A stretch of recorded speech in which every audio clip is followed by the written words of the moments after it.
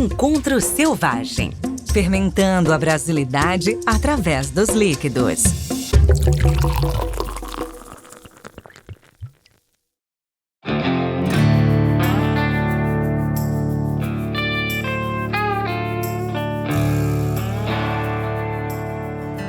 Então vamos lá, né, pessoal? A gente veio aqui conversar um pouco da nossa história e dos princípios, né, dos primeiros encorajados ou inconsequentes, não sei qual que é a melhor definição, né, a começar a brincar com esse mundo das cervejas acidificadas, lidar com outros tipos de micro-organismo. A gente estava fazendo algumas revisões aqui no histórico, né, puxando o fichário lá no HD. E a maior parte dos nossos experimentos ali começou a aparecer em torno de 2012, 2013, 2011. Né? Acho que a partir de 2013 para 2014 foi onde os rótulos de linha mais distribuídos, mais presentes, começaram a tomar forma. Mas ainda assim, já em 2011, 2012, tinha alguns experimentos. A gente costumava sempre levar nos festivais, né, Mestre Ali? E apresentar pra galera, mas era um grande estranhamento ainda, né? Então, se hoje em dia a gente já sente um grande peso de novidade, muitas vezes das pessoas provarem as sours e tomarem um susto inicial, imagine o que era isso há 10 anos atrás, né? Realmente o país, o público ainda não tinha tido muito contato, tinha pouco contato com esse tipo de produto, eram poucos exemplares que vinham de fora e praticamente nenhum daqui, né? Eu fui conhecer também da mão de alguns cervejeiros caseiros, os irmãos Ropelato ali de Santa Catarina, né, que já brincavam também desde essa época, quando no festival ainda tinha presença de cervejeiros caseiros, a gente encontrava um pouco mais de aventureiros nesse aspecto aí. Mas não sei exatamente temporalmente quando que na Leaf você começou com as sours de vocês. Cara, eu cheguei depois, brincando como caseiro mais ou menos nessa época, mas o Leaf aí começou bastante tempo depois, 2016 já, mas aí já simplificando as sours para, não sei se simplificando seria a palavra, mas para as Catarina Sours, né? Não com wired fermentation, mas já com um processo mais bem definido e entregando para o público já um produto um pouco mais formatado, né? Mas lembro também dessa época de tomar, eu fiz curso com o Junqueira vou entregar, né? Fiz curso com ele, eu acho que cervejeiro caseiro em 2012. Tomava Sour Minotti nos festivais aí, por essa época também, né? 2011, 2012, eu acho. Então é uma honra pra mim estar do lado desses dois caras aí que me ajudaram aí naquela época. Eu acho legal de contar que, na verdade, assim, hoje em dia existe... A gente ainda está procurando várias definições de como chamar, de como classificar os tipos de sours, né? E a gente, na verdade, a gente começou a fazer, a gente lançou a Sour Minotti foi no Festival de Blumenau de 2013, então foi em março de 2013 que a gente fez o lançamento dessa linha. Só que quando a gente lançou, eu acho que assim, a diferença até então das outras cervejarias ou de quem estava fazendo em casa é que a gente já lançou e já colocou a cerveja no mercado. Eu lembro que as primeiras produções foram em torno de 3 mil garrafas de cada, a gente fez 3 frutas diferentes no lançamento, então a gente já lançou 9 mil garrafas de cara no mercado. E o engraçado é que a gente deu o nome da linha de Sour Minotti e chegou um momento que eu comecei a receber tanto e-mail de reclamação que eu já comecei a fazer um copiar e colar ali, já tinha a resposta pronta, assim, e a maior parte das reclamações era que a cerveja estava azeda. Então, porque assim, realmente foi uma coisa, assim, acho que muito à frente do que mesmo o pessoal que estava querendo conhecer e entender um pouco sobre cerveja na época artesanal, não estava talvez preparado, né? E junto com isso também foi uma confusão muito grande, acho que vocês vão lembrar disso aí, que a gente lançou mais ou menos na mesma época a nossa Brett IPA, que a gente lançou numa garrafa também 375, e daí a gente via assim a quantidade de informações erradas assim que circulavam. Às vezes gente que escrevia sobre cerveja escrevia alguma coisa que não tinha nada a ver. Então, assim, teve gente que escreveu o Whey lança uma sour ácida com Brettanomyces, e na verdade não era. Tinha gente que falava... Então, assim, foi uma confusão na época, e até, assim, acho que foi o ano que a gente parou de participar de concurso, né? Na verdade, assim, a gente não tinha nem na época como você incluir ela dentro de alguma categoria, algum estilo, assim, nos concursos da época, assim, era complicado. E como é que a gente fez, assim? Na verdade, a história, acho que tem muita gente que não sabe, como a gente começou...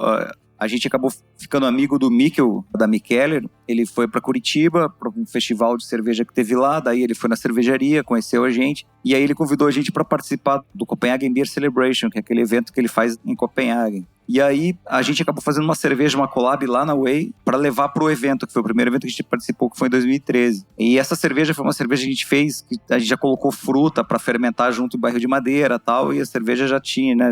Já era uma sour, na verdade. Só que a gente levou toda a cerveja pro evento e tal. Só que quando eu cheguei no evento, e eu acho que esse evento, para quem já teve oportunidade de ir, normalmente você consegue ali ver o que é tendência, o que o pessoal vai começar a fazer e tal. Nesse primeiro evento, só tinha praticamente IPAs e Imperial Stout, né? E tinha uma cervejaria só que tava com uma cerveja sour, fora a gente lá. E daí eu fui conversar com eles, a cervejaria de Londres, e aí a gente começou a conversar e eles se interessaram muito por uns extratos de madeira que o Macari, que tá ali sentado ali, gentilmente tinha feito esses extratos, e eu levei, era com madeira brasileira, e o cara pirou nas madeiras, tal. Eu falei, vamos fazer uma collab. E aí eu saí de Copenhague, fui pra lá, cheguei, só que eu queria aprender como que ele fazia a cerveja sour dele. Cheguei lá e aí assim a gente fez a cerveja e tal, e aí eu realmente aprendi. Na verdade ele fazia uma técnica mais ou menos parecida com o que a gente chama hoje de kettle sour, só que ele fazia no tanque.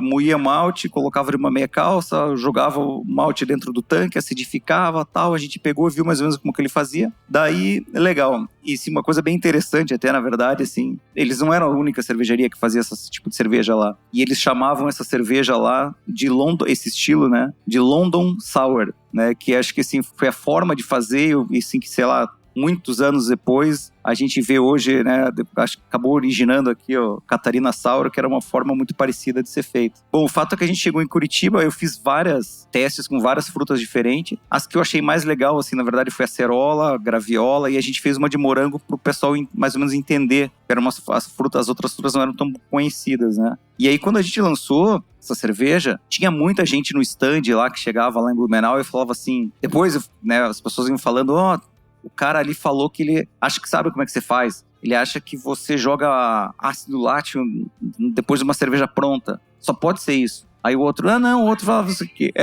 E aí, assim, era engraçado, porque, assim, realmente foi um negócio muito, acho que pra frente, porque, assim, era uma forma rápida de fazer a cerveja, super rápida, você conseguia, né, acidificar rápido, colocava a fruta na cerveja que em 18 dias estava pronta, do dia da abraçagem pra ela estar, então, assim, acho que foi E aí, depois disso, a gente acabou fazendo vários outros tipos, assim, mas acho que essa cerveja foi talvez marcante no Brasil pela forma que pulverizou essas garrafas pro Brasil afora. Então, assim, até hoje eu converso com muita gente ainda que fala assim, cara, a primeira cerveja sour que eu tomei foi a tua, a primeira cerveja, porque realmente ela conseguiu chegar em muitos lugares, né? No rabo dessa história, eu até essa época, só tinha feito sours envelhecidas com leveduras selvagens, não tinha feito kettle sours até então. E vendo essas e conversando com o Alessandro, que até foi o primeiro professor de cerveja, uma das primeiras pessoas que me introduziu às produções e tudo mais, eu pesquisei e via o potencial que aquilo tinha, vendo um tanto, né, da provocação que aquilo gerou, né, mestre, além das dúvidas e dessas loucuras que a gente ouvia, mas muita gente se sentiu muito instigado. E no final desse ano, então isso foi em março no festival, né, em dezembro desse ano eu fechei um pack com o Have a Nice Beer, né, o extinto bom e velho Have a Nice Beer, do Rafa e do Meneghetti, pra gente colocar pela primeira vez uma sour dessa. Foi então que eu fiz uma sour jovem, dessa também, uma kettle sour com pêssego, chamada Liquid Real, que eu fiz em parceria com o Brian até, que foi a primeira vez que o Brian tinha vindo visitar o Brasil, e a gente conseguiu colocar ela no clube de assinatura, que foi, se não me engano, naquela época ele estava com perto de 11 mil assinantes no clube, estava numa época bem de ápice do Have a Nice Beer. E foi muito bacana não só de poder enviar uma sour junto no pack, a primeira que foi no clube deles, para casa da galera, mas também tinha a revista, né? E aí na revista poder contar dessas histórias, né? Desse festival que a gente tinha visto lá fora, da cerveja que estavam começando a fazer aqui, do pessoal que fazia lá, e como isso tinha as raízes das cervejas antigas, medievais, mas dentro de uma visão modernizada para você conseguir fazer isso dentro de uma fábrica moderna, sem nenhum prejuízo, de uma maneira eficiente, rápida, com resultados muito bons. Então foi as primeiras, né? Esse ano acho que ele é um ano bem emblemático, né? Para a primeira difusão real, porque até então era só isso, um barrilzinho que alguém fez e levou num festival de uma amostra, de um experimento menor. Então, acho que, né, entre 2013 e 2014 foi onde as portas se abriram para as primeiras coisas acontecerem, assim, né? O ano era 2013 e eles já passavam esse perrengue para vender sour, né? E eu tava fundando a minha cervejaria, eu passava perrengue para vender IPA. Então eu sei o quanto vocês devem ter sofrido. Alguns anos se passaram e várias iniciativas no mercado brasileiro surgiram, né, de produção de cerveja sour. Acredito que eram iniciativas um pouco mais regionais, locais e individuais. O que aconteceu a partir de 2016 é que houve uma organização maior. Então, em 2016, a gente pegou todas as informações desse pessoal que já vinha fazendo, principalmente do método Kettle Sour.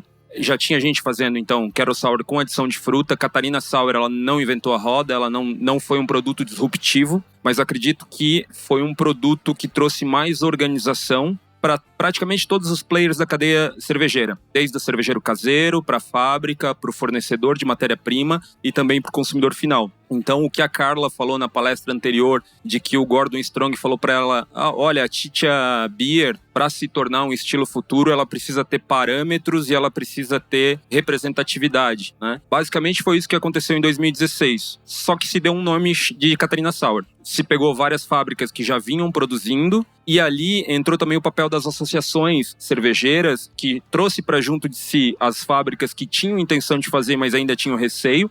Sour, vou contaminar os meus tanques, nunca mais vou tirar essa podreira de dentro da fábrica, né? Então, houve um papel, principalmente da minha região, em Santa Catarina, da Associação Catarinense, de chamar as fábricas e lançar vários workshops de produção de sour. O cervejeiro caseiro teve um papel preponderante nessa história toda. E a roupagem com que a Catarina Sour entregou esse produto para o consumidor final, esse alinhamento de expectativa, de quebrar aquela barreira que o Alessandro comentou, de a galera escrever para ele e falar, pô, tua cerveja está estragada. Então, eu acho que aquela iniciativa lá em 2016 foi abril de 2016 que foi criado e foi cunhado o nome Catarina Sour. A gente tentou aparar essas arestas, né? Então, como eu disse, não foi um produto disruptivo, mas a gente tomou um certo cuidado, principalmente de apresentar esse produto para o consumidor final, né? E criar parâmetros. Tem uma pessoa que ela foi fundamental nessa história, que foi o Yuri. Ele era sommelier do Beer Villa, lá em Blumenau. E ele pegou o modelo de descrição de estilos do BJCP e ele colocou as informações que a gente estava produzindo naquele momento, da Catarina Sour, naquele formato do BJCP. E foi uma brincadeira, obviamente ele não poderia ter feito isso, ele não faz parte dessa organização. Só que ali isso se difundiu por grupos de WhatsApp para cervejeiros caseiros e ali começou a se brincar, então tá, eu vou fazer um produto assim e vou levar para um concurso cervejeiro caseiro. E aí, de repente, os concursos cervejeiros caseiros tinham um parâmetro para avaliar uma sour, que era o sour com fruta. E desse parâmetro, desses concursos, se passou então para concursos regionais primeiro e depois nacionais, profissionais, né? Então tá, então no concurso brasileiro de cerveja de Blumenau vamos colocar uma categoria chamada Brazilian Sour, eu acho que foi o primeiro ano, alguma coisa nesse sentido. Então essa formatação, essa criação de parâmetros para esse tipo de produto, eu acho que ele foi fundamental. E depois, num segundo momento, a representatividade, né? Bastante gente embarcou. Eu acho que todo mundo aqui lembra da confusão que foi criada em torno da Catarina Sour, né? Que mais? Tem uma história também que não sei se... Acho que a maior parte das pessoas não sabem. Eu tinha um sócio antigamente, na Whey, que ele tinha prometido para um amigo dele. O amigo dele falou assim, se eu tiver um filho, você vai ser padrinho e tal. E aí, nasceu, era uma menina. E aí ele falou assim, eu vou fazer uma cerveja com o nome da tua filha. E ele deu o nome da filha de Catarina. E aí a gente lançou a Catarina Sour, na época a gente estava exportando para os Estados Unidos. E foi um pouquinho antes de vocês montarem o negócio. E a gente mandou na época, assim, foram vários, sei lá, 3, 4 pallets dessa cerveja para lá. Em lata, e a lata ficou super bacana, assim, e aí a gente fazia, assim, divulgava, né, a lata, e aí ninguém entendia nada, porque o nome dela era escrito diferente do Catarina, como é o Catarina Sour, né, e aí foi uma confusão dos infernos, porque daí, assim, na verdade não tinha nada a ver uma coisa com a outra. Coincidências que vão acontecendo, que vão aparecendo nessa história, né. Imagine só, ouvindo agora o Nuno também comentar de como foi poder divulgar isso dentro do meio das cervejarias, ensinar, né? Não, isso não vai destruir tua fábrica, não vai perder. Então você imagina também o desafio que eu passei como cervejeiro caseiro para chegar na fábrica dos outros e falar, olha, nós vamos trazer bactéria e Brettanomyces e troço para fazer aqui dentro. Então sempre foi uma batalha. Hoje muito mais simples o pessoal entender o que né? Se você tem teus processos de limpeza e sanitização feitos da maneira adequada, você não tem nenhum risco fora do comum dentro disso daí. Mas eu precisei investir, fiz um projeto todo com a Bio4 na época, falei, então a gente vai fazer, tirar amostras do tanque antes e depois, vamos tirar a amostra das mangueiras antes e depois, vamos tirar a amostra da linha de invase antes e depois, justamente quando eu fui fazer essa que eu mencionei do clube de assinaturas lá, né? Que daí também não era 2-3 mil, né? Acho que a gente fez 15 mil garrafas para eles, para mandar para aquele pack lá. Então era um lote grande, ia ter que usar o processo todo da fábrica ali para resolver isso. Então a gente teve que esperar para dar uma janela de oportunidade que não fosse ter nenhum invase depois daquele, porque a gente tinha que esperar voltar o resultado do laboratório, dos cultivos microbiológicos, para ver se o sistema de invase não estava contaminado, para eles poderem voltar a invasar as cervejas de linhas, né, as coisas dele lá. Então era um quebra-cabeça ainda muito mais complexo, né, para conseguir convencer a gente que brinca com o brinquedo alheio, né, a brincar com esse tipo de coisa na casa dos outros. Então foram desafios que a gente teve que ir quebrando essas barreiras e demonstrando que não é um bicho de 7 cabeças, que não é nada dessa forma. Então são muitas histórias de desafios e aguentar o povo, né, dando esse tipo de feedback. Então foi muito legal essa parceria que o pessoal da Have a Nice Beer encarou, porque eles ouviram muito dessas besteiras nos canais de comunicação deles. Mas eles sabiam que aquilo ia entrar como uma provocação, foi colocado um monte de informação na publicação, na revistinha, para tentar informar as pessoas e elas não serem pegas totalmente de surpresa e tentar trazer um feedback um pouquinho mais amadurecido e não totalmente cru a respeito da história. Mas foi uma tacada de muita coragem no momento daquele, arriscar, né, o nome do pack, da história toda, colocando um produto que ninguém tinha exata noção de que tipo de resposta ia acontecer, né? Se ele ia ser bem aceito ou se ia ser um desastre completo ali na linha. Eu lembro que o lançamento dessa linha de cerveja para a imprensa a gente fez aqui em São Paulo no EAP. Aí o Paulo, como cara muito bacana, como sempre, né? Ele foi lá, disponibilizou aquele espaço em cima, assim, do EAP. A gente fez chamou um monte de gente e tal, e daí a gente levou as cervejas pro pessoal experimentar, assim, né? Aí, assim, você via o pessoal de imprensa, assim, pegava, assim, careta, assim, um negócio, não é legal, entendi o conceito e tal. Acho que ninguém curtiu, ninguém conseguiu entender, né? Então, assim, foi uma coisa que foi muito engraçada, essa parte. Daí você via que o pessoal escrevia, a gente falava, você ia ver depois o que estava escrito, que era tudo um monte de coisa desencontrada, um monte de informação errada, dureza. Né, a divulgação foi muito difícil, porque quanto mais você explicasse, menos saía no final do pipeline da conversa lá o que você tinha falado. Sempre ela era vista de outro jeito. Acho que o que sempre impulsionou, falando da nossa história da Morada como produtor de sours, foi o grande forte, foi muito mais o mercado gastronômico, sabe? Bem mais do que o mercado cervejeiro, na nossa história, né? na nossa experiência, muito mais o mercado da alta gastronomia, os chefes de cozinha, os restaurantes de alto nível, que já tinham também contato com isso dos mundos dos vinhos, muito, né, dos vinhos do lado dos espumantes, de outros tipos de bebidas, entendiam mais fácil as sours do que o próprio público cervejeiro. E me arrisco a dizer que, quem sabe até hoje, eu acho que eles têm uma visão ampla, assim, de bebidas, de possibilidades de harmonização, né, desse potencial que as sours trazem dentro de um cenário gastronômico. Eles ajudaram muito a gente a estabelecer, né, os nossos produtos e ver eles sendo usados de verdade no dia a dia, ver cervejas sours nossas entrarem em menu degustação harmonizado de vários restaurantes bacanas, e isso ter um impulso de recompra, de continuidade e de divulgação, e delas serem bem estabelecidas. Então, sem dúvida, também esse é um dos fatores aí na nossa história que fez se consolidar ao longo dos anos esses produtos. Então, acho que a gente foi carregado bem mais. Esses produtos na nossa história, foram carregados mais pelo mercado gastronômico, que a gente tem uma boa participação, do que pelo mercado cervejeiro, em termos de tap houses, de estar em torneiras, né? Hoje não é tanto. Eu acho que esse vale diminuiu um pouco, essa distância diminuiu um pouco.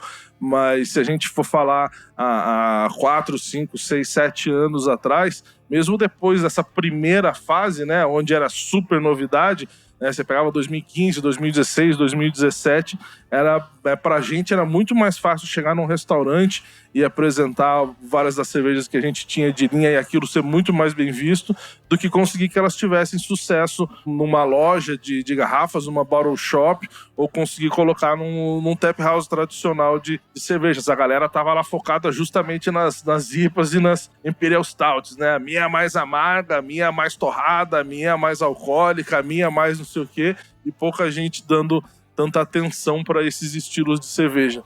Então, eu acho que isso é uma lição também pra gente. Eu tomei essa lição no primeiro momento eu me senti meio frustrado, né? Eu falei, cara, como que não vai pra frente ali? De repente você encontra esse outro nicho onde as pessoas entendem, aceitam, tem um magnetismo maior por uma determinada categoria de produtos. Você fala, putz, você tem que aproveitar daquilo e usar aquilo como plataforma, aquilo como trampolim para alcançar esses objetivos, né? Não adianta você ficar se fechando do mesmo jeito que tem outros tipos de produtos que são muito mais difíceis de você entrar nesse tipo de ambiente, nesse tipo de oportunidade de consumo.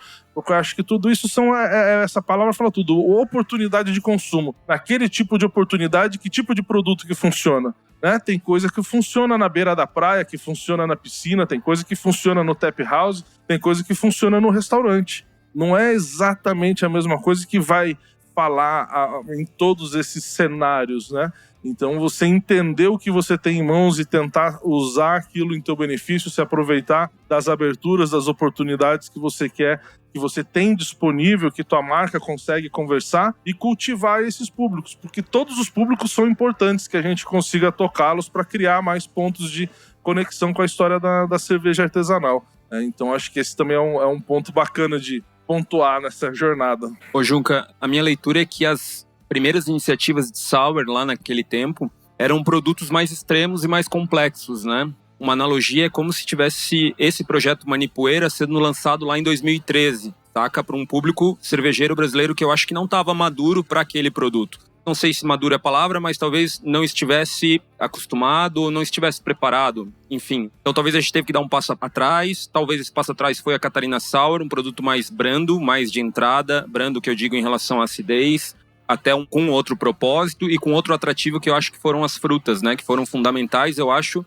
para dar esse passo depois futuro, talvez para criar esse momento em que a Manipoeira e outras iniciativas agora, como a gente viu agora na palestra anterior, pudessem ser inseridas no mercado cervejeiro, né? Então, a gente foi depois criando uma escadinha, né? Quando se fala em sour, é um universo muito amplo. Então, existem sours extremamente complexas, de 1, 2, 3 anos de fabricação. Existem sours menos complexas, sensorialmente falando também, né? Que podem ser a porta de entrada para o público, para não se assustar, né? Com produtos tão extremos. Eu acho que também tem a evolução do paladar, né? Mesmo das pessoas que estão inseridas no meio cervejeiro. Eu sempre conto uma história de que quando a primeira cerveja que a gente... Assim, a cerveja que a gente lançou que realmente teve bastante sucesso foi a nossa American Pale Ale. Ela era uma cerveja que, ela acabou, de certa forma, provando isso, que, assim, foi o primeiro contato, acho que as pessoas tiveram numa tap house, por exemplo, com um chopp, uma cerveja feita com um dry hop de lúpulo americano e um pouco mais amarga. Na época que a gente lançou essa cerveja, é engraçado falar assim, que existiam pale ales para vender no Brasil, existiam, mas todas mais ali naquela região de Santa Catarina, no Rio Grande do Sul, que eram umas receitas muito parecidas, que era, na verdade, uma English Pale Ale. E aí, muita gente teve o primeiro contato com essa nossa cerveja, e a nossa memória sensorial, ela é impressionante, né? Você lembra a sensação que você teve. E aí as pessoas pegavam, e a maior parte das pessoas, quando tomavam, ela achava ela extremamente amarga. Aí o cara começava a tomar as IPAs, começava a desenvolver o paladar, e esse desenvolvimento do paladar, ele realmente é um processo, né? Aí às vezes o cara chegava e falava assim, essa cerveja da Whey, eu lembro dela, a cerveja é super amarga e tal, daí o cara toma e fala, mudaram a receita. E aí assim, eu recebia, eu falei, eu gostava quando ela era mais amarga, porque a gente nunca mudou. né? Então isso é a prova da evolução do paladar. Quando a gente lançou a Sour, foi a mesma coisa. Eu não tenho vergonha de falar, quando eu comecei a fazer cerveja em casa e tal, eu lembro uma vez a gente foi para teve um evento lá de um cara, um curitibano lá, que ele tinha ido pra Bélgica, ele comprou um monte de Cantillon, e ele chegou e falou, vamos fazer R$250 cada um, a gente faz um racha aqui, daí a gente marca de beber cerveja todas juntas. Eu falei, legal. Eu lembro que eu fui, tomei, cheguei, eu lembro da minha reação voltando pra casa, falei, puta que pariu, eu joguei 250 pila fora, né, cara? Cerveja ruim pra cacete e tal. Cara, não tava preparado, hoje em dia eu adoro, né? Depois, lógico, isso é a prova, a gente evolui o paladar. Então, assim, a gente mesmo, às vezes, não tá preparado para aquele momento. Então, assim, eu acho muito legal. Eu lembro, assim, essa coisa de falar de sour, eu sempre acabava falando assim, cara, mas o que a gente tem, de repente, lá na Bélgica, quando a gente fala dessas mais complexas, quando a gente fala de lambics, de gueuze e tal, cara, é um mundo muito distante, assim, né? Aí a gente pega e vem, de repente, chega o Diego ali, começa a fazer, a cerveja você toma e fala, caraca, né?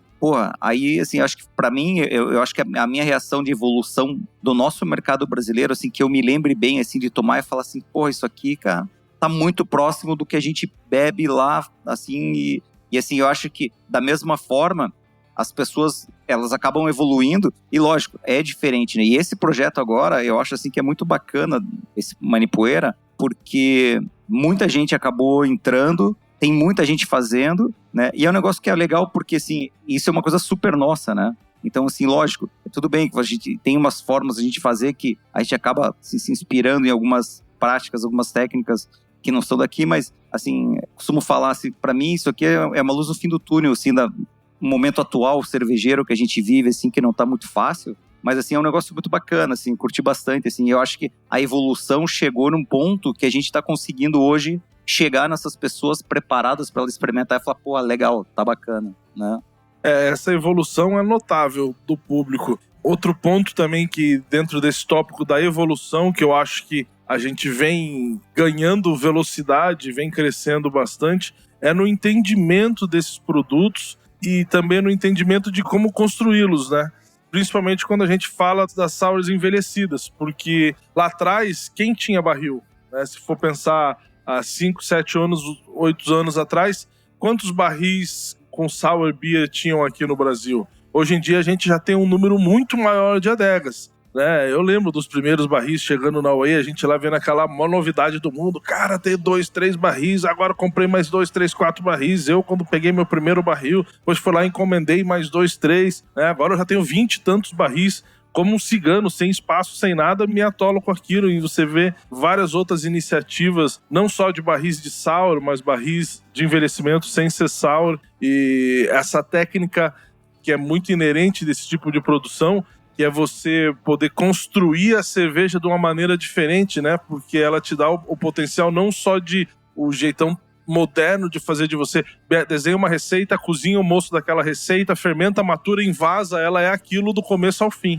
Aqui não, você cria um mosto, fermenta ele, coloca em 2, 3, 4 barris, 5 barris, e aí cada um daqueles vai tomar um caminho. Esse eu vou usar para aquela coisa, esse eu vou usar para ele. Você começa a montar as tuas cervejas a partir de blends da coleção de barris que você tem. O Alessandro falou, peguei um barril, resolvi colocar uma determinada fruta dentro dele, que era um pedaço de uma produção do mosto, virou um caminho, é uma história. O outro barril eu não pus a fruta, o outro barril eu produzi uma outra cerveja e fiz um blend para mudar a cor dela, ou para mudar o teor alcoólico, para aumentar, para diminuir, para ajustar, para modificar ela, para introduzir um novo micro-organismo, quero trazer um outro perfil de fermentação, faço metade do mosto com uma outra fermentação. Então você tem uma possibilidade muito maior de intervenção nesses líquidos que você tem reservados ali na tua adega e utilizar eles ao máximo do potencial, fazendo essas assemblagens, né, esses blends, essas construções, que são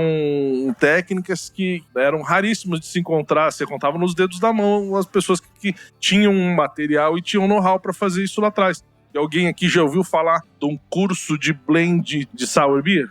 Aonde que tem, né, Mestrelli, para você fazer um curso de aprender como é que faz para funcionar um blend e dar certo para construir ele? Foi só a gente fazendo e errando e testando, fazendo de pouquinho, no cenáriozinho experimental, deu certo isso, deu pior aquilo, e do mesmo jeito que um cervejeiro caseiro faz o primeiro mostozinho dele, coloca lá, prova aquele mosto fermentando no segundo, terceiro dia, prova no final da primeira semana, prova no final do primeiro mês, ele aprende a acompanhar a curva de evolução daquela fermentação ali tradicional. Depois disso, quando você vai trabalhar com barris, essa mesma coisa acontece. Só que ela não é uma semana, 2 semanas, 3 semanas. Um barril, ele tem uma vida assim, para começar a querer falar alguma coisa, é 3 a 6 meses. Para ele dar uma volta inteira, você tem que acompanhar um barril 2, 3, 4 anos, dependendo da circunstância, para ver todo o potencial que ele tem para desenvolver. Então, quando você faz o teu primeiro, você não tem tanta noção. Mas depois que você já está 5, 8, 10 anos, uma quantidade grande de barris, você pode até pegar um barril mais novo, um produto novo que você provou agora, você testa ele, prova e fala, não, isso aqui está longe de pronto, mas vai dar bom.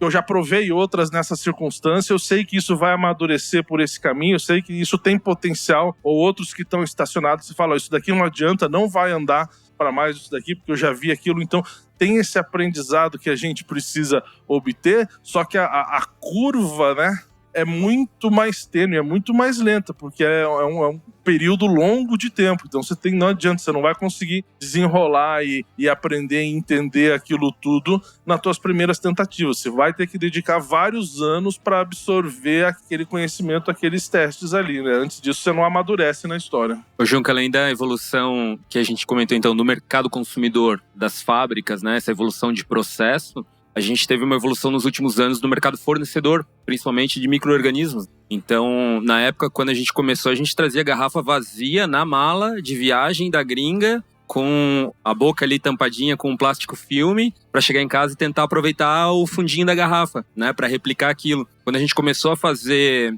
sour, a gente fez contato com um laboratório que vendia uma cepa específica de lactobacilo que a gente queria. E os caras, beleza, custa tanto, tá aqui o pacote. Eu falei, cara, com isso aí eu faço 3 anos de sour, né? Me faz um pacote menor. E aí a gente conseguiu lá em Floripa desenvolver um fornecedor que conseguisse reduzir o pacote de lacto para produções viáveis para o nosso brewpub ou para as cervejarias locais, assim, né? Então o mercado fornecedor também abriu os olhos e se desenvolveu para esse cenário que a gente estava construindo e está vivendo hoje, né?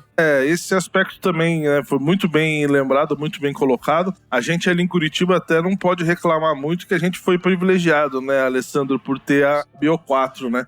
E a Bio4 era um laboratório que já trabalhava não com micro-organismos focados no mundo cervejeiro, mas em outros tipos de micro-organismos para outros setores, mas também bastante para fermentação de cana, né? Tanto para cachaçaria, principalmente para a usina. Então eles já tinham conhecimento de micro-organismos de fermentação alcoólica, já tinham, e até mesmo parte do conhecimento de contaminantes, que na época para ele era aquela coisa que ele não devia ter, mas precisava saber a respeito. Então a gente pôde rapidamente se aproveitar da estrutura de propagação, de guardar, de ter isso disponível, né? Então foi uma facilidade que a gente teve, mesmo antes deles encararem isso como um negócio e entrarem no ramo cervejeiro como fornecedor mesmo, o Marcelo já dava apoio ali pro pessoal, né? Ele sempre foi um cara bem curioso a respeito disso tudo, para ajudar a gente a resolver essas dificuldades das nossas produções lá atrás, né? Lidar com esses micro-organismos.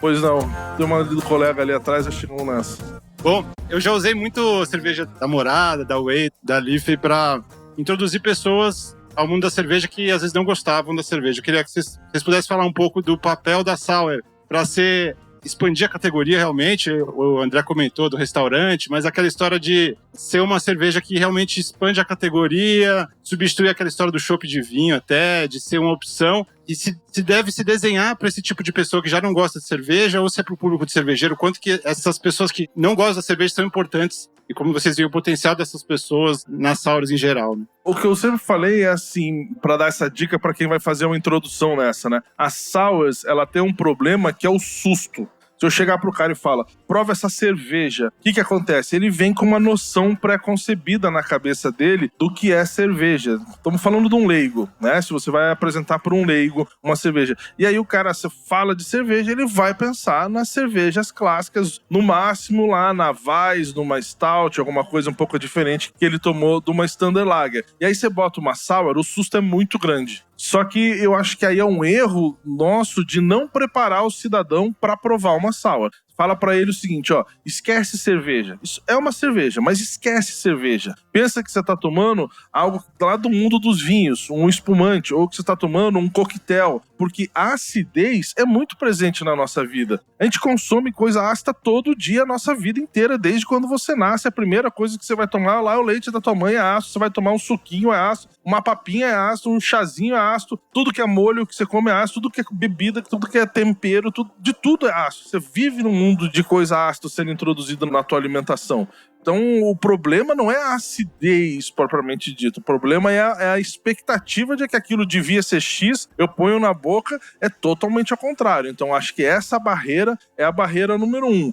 E a respeito das pessoas, né, eu tinha comentado do mundo gastronômico. Eu acho que é muito mais fácil apresentar uma cerveja dessa para um cara que não toma cerveja, porque ele tá muito mais aberto, do que para aquele cara, não, eu sou cervejeiro, adoro cerveja, tomo cerveja todo dia, toda semana, é fechado já com uma ideia fixa do que é a expectativa dele a respeito da cerveja. Aí quando ele vê um troço totalmente diferente, e apesar de ser cerveja, a fundação estrutural da construção das sours é diferente. E a cerveja não sour, todas elas, todos os estilos são uma brincadeira de amargo e doce. Seja ela mais delicada, seja um estilo muito mais forte, mas você sempre tem uma tensão e um equilíbrio entre doçor e amargor. E a sour não depende disso. Ela vai ter o brilho da acidez e o conjunto de sabores que ela vai trazer em volta. Não depende dela ser nem doce nem amarga. Você não precisa de nenhum desses dois para ela funcionar como produto sensorial. Então você tira o tapete debaixo do pé do cara na hora que ele põe na boca, se você não prepará-lo adequadamente para aquela experiência. Então, ao longo dos anos, acho que essa foi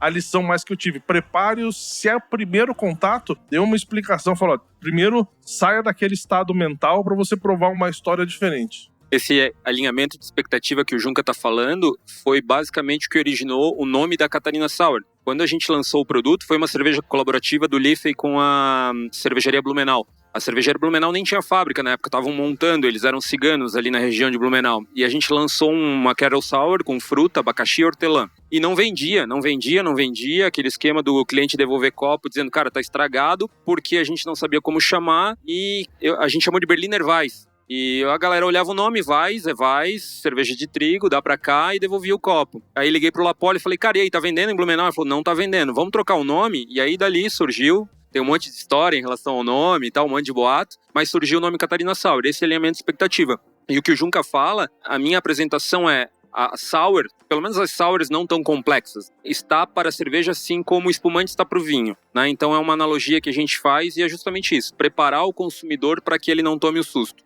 Eu acho que a gente consegue enxergar a versatilidade da cerveja, né? A quantidade de estilos e a quantidade de coisas que a gente consegue fazer com o mesmo produto chamado cerveja. Quando a gente fala assim, eu sempre falo isso, fala vinho, quando tem essas comparações, principalmente para harmonização e tal, fala assim, o vinho fermentado de uma fruta. A cerveja, ela é fermentado de cevada que pode ter fruta, pode ser ácida, pode ter madeira, a fruta inclusive pode ser uva. Então, e a sour, eu vejo, existe às vezes, quando eu tô ali na fábrica, tô na Way, chega alguém ali assim, normalmente assim, de repente chega aquele cara apaixonado por cerveja ali que você vê assim, e daí a mulher do lado assim, ela assim, eu não gosto de cerveja.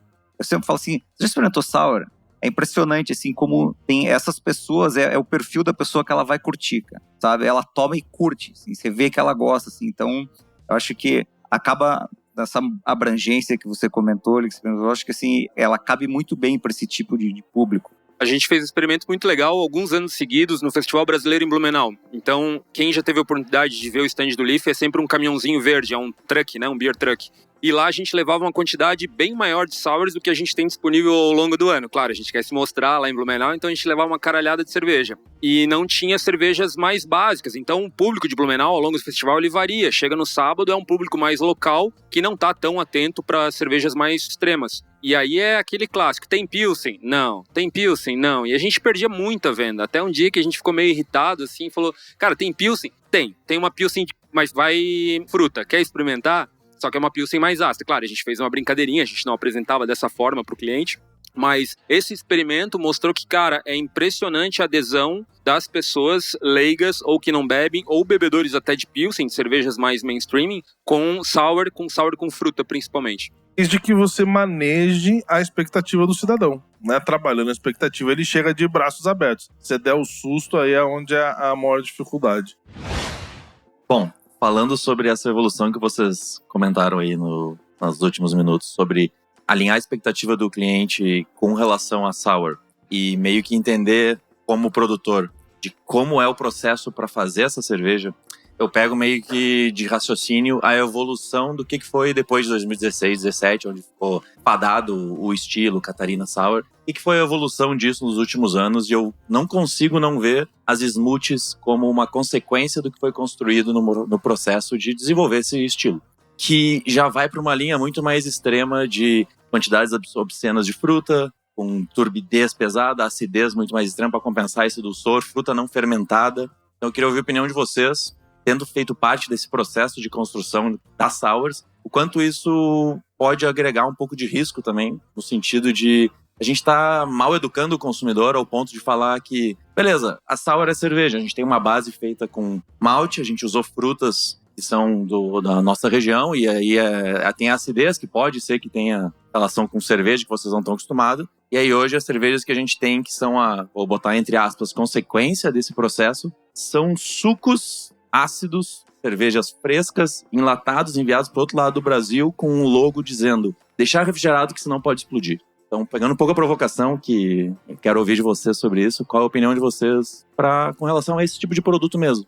Bom, eu acho o seguinte, até pouco eu estava conversando, assim, falando sobre isso, que eu acho que é um pouco cíclico essa coisa de, assim, você começa tudo, né, o meio cervejeiro tem a tendência, existe uma tendência no meio cervejeiro, né, normalmente acaba vindo da gringa, ou você chegar, todo mundo com uma cervejaria lá que explodiu e tal, ela começa a fazer um tipo de cerveja, lança alguma coisa nova e vai todo mundo mais ou menos aquele caminho. E essas tendências que já foi as Double IPAs, depois virou as Imperial Stouts, daí depois virou as Pastry Stout, daí a gente sempre tem essas coisas que ficam mais ou menos na New England na época. E eu acho assim que chega um momento, eu vejo assim as pessoas que estão realmente mais ligadas na cerveja, chega um momento que assim, o cara ele chega, eu vejo ele mais indo para um caminho de, sabe, estilos clássicos, lagers bem feitas e aquela coisa assim de. E eu vejo hoje uma coisa que eu acho que está acontecendo no mercado como um todo brasileiro. Assim, eu vejo pessoas grupos de amigos que não são tão próximos e que não vivem na bolha que a gente vive, né? Que é difícil a gente conseguir olhar para fora da bolha. Mas assim, os caras que, 3, 4 anos atrás, os caras estavam muito falando de cerveja, curtiam sair para tomar cerveja. Hoje os caras curtem sair para tomar um drink, estão na vibe sei lá, de uma outra coisa e já não estão mais na cerveja, sabe? Então eu acho que a gente perdeu um pouco de público, porque eu vejo assim que muitas cervejarias foram para uns caminhos e, a gente tem que inventar um negócio novo. Ah, legal, inventar um negócio novo é bacana, é legal, a gente sempre fala de inovação.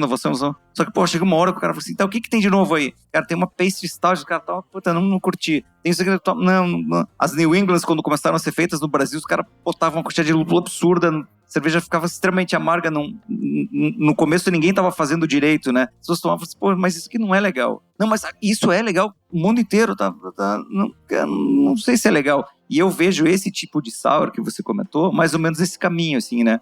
Sabe, todo mundo querendo pegar ali aquele rabo da tendência ali e tal. E eu acho que às vezes atrapalha quem faz quem tá num caminho, por exemplo, de Manipoeira, que, é um negócio super bacana, muito legal, não tem nada a ver um negócio com o outro, né? E aí, assim, a gente às vezes acaba perdendo um pouco, porque assim, eu vejo o consumidor, o público, você tem ali algumas cartas ali pra gastar com o cara. Você gastou uma, não gostei, né? Botou outra carta, assim, não curti. Então, acho que, cara, vou pro lado do drink, vou tomar gin, vou fazer alguma outra coisa assim, minha opinião. Ficar arriscando 40, 50 conto pra pegar um troço desse aí, que pesa mais a minha barriga do que a própria janta que eu jantei ali, né? Então a minha visão é que, de um lado, os cervejeiros gostam muito de empurrar os limites do que cada novo conceito que chega, vamos levar até onde dá para isso chegar. Eu acho que isso tem um lado saudável, porque a experimentação, né, essa curiosidade é muito inerente ali do ser humano e não seria diferente nesse ramo. Por outro lado, muitas vezes as pessoas ficam focadas só nisso, só querem a loucura de empurrar o limite, sem pensar em trazer aquilo dentro de um determinado equilíbrio, que aquilo tem uma mensagem a entregar, numa questão sensorial mesmo falando. Do que nós estamos falando? Estamos falando de tomar cerveja ou de tomar um shake de proteína? Né, cara? Pô, o shake tem um monte de lugar aí que vende milkshake, que vende tal, bota uma dose de vodka em cima e seja feliz. Agora, trazer aquilo dentro da história da cerveja, de novo acontece essa situação que podia acontecer lá na sala. Prova essa cerveja. O cara toma o troço, é um xarope gordo, cheio de açúcar de leite, não sei o que. Você fala, cara, não tá ornando com a expectativa que o cidadão tem ali. E esse tipo de experimentação também tem uma outra questão, que ele fala muito com aquele 1% da bolha, como o mestre Ali dizia. Então não adianta a gente ficar se estapeando dentro do 1% da nossa bolha de cerveja ali dentro, que é tarado de chegar no lugar, qual é a nova, qual que eu não provei, só quero tomar outra. A cerveja tem um ângulo desse, mas o grande ângulo da cerveja é o consumo social. Vamos tomar, né, de boa, uma cerveja gostosa, digesta, legal, bater papo, uma cerveja que vai encaixar numa maneira gastronômica e tal. E esse produto não se encaixa em nada disso. Ele não é gastronômico, ele pula por cima da tua janta, ele não é algo descontraído para você tomar, ele é um troço que te desafia. Ele não te acaricia, né? Ele te empurra no limite do que você consegue botar pra dentro do teu organismo. É perto disso, você tá quase tirando ela de colher de dentro do copo. Então é uma quebra de paradigmas tão grande, que funciona para aquela mini camadinha, né, de super curiosos de dentro da nossa bolha. Mas o nosso problema muitas vezes é achar que isso é vantagem, de querer ficar atacando esse ângulo dentro da bolha. Então você tem que, como produtor, como cervejeiro, você tem que riscar isso da tua cabeça e falar, não, nós temos que criar coisas que vão democratizar o consumo, levar ele adiante mais longe, do que deixar ele ser ainda mais nicho do que ele é.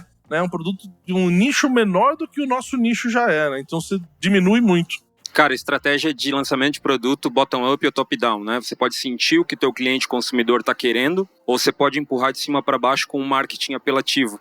E eu presenciei nos últimos anos isso no mercado cervejeiro e não me agradou. E eu fiz parte disso também. Eu boto aqui e faço a minha culpa. A geração cervejeiro dopamina, saca? Que precisa de um lançamento atrás de um lançamento, de atrás de um lançamento. Então, conversando com um amigo do Rio de Janeiro, ele falou, cara, eu tô quase quebrado, porque eu lanço um produto, eu tenho desenvolvimento de rótulo, eu gasto dinheiro com isso, com lançamento de produto, com bonificação para bar e tal. Vai lá, lança, o cervejeiro bate uma foto, posta numa rede social de cerveja e diz, próxima.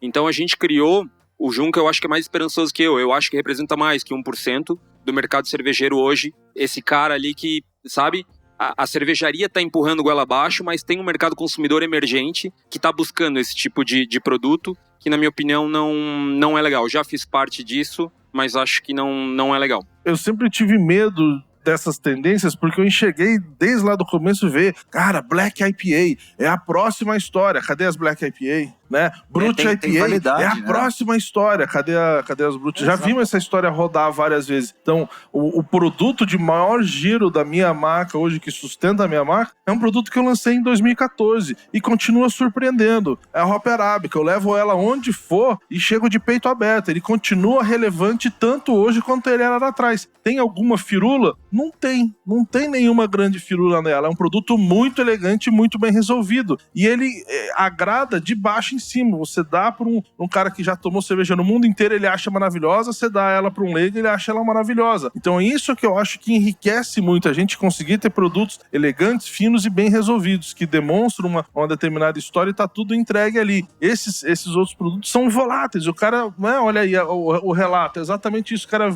vive num sofrimento, numa angústia desse vício, dessa neura da dopamina, ter que fazer outra.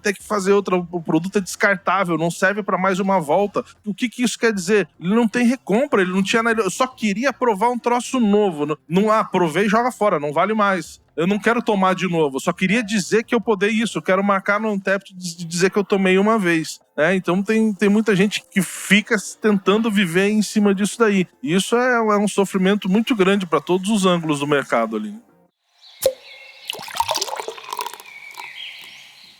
Tinha várias perguntas ainda da plateia, mas infelizmente nosso horário já se esgotou. Então, deixo vocês aí à disposição para o pessoal. Para acabar com isso, tem que juntar um bando, matar tudo e esperar nascer de novo. O mercado cervejeiro vai evoluir, nos falta um pouquinho de maturidade, mas eu acho que a gente tá no caminho certo. É natural. Viva, muito obrigado a todos, valeu. Valeu, galera. Obrigada, gente. Valeu.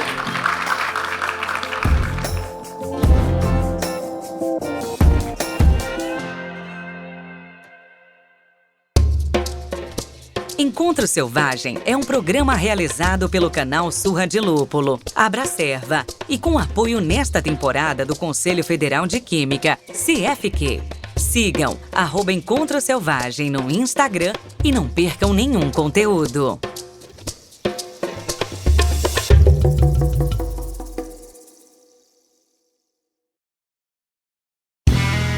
Este podcast foi editado por Play Áudios.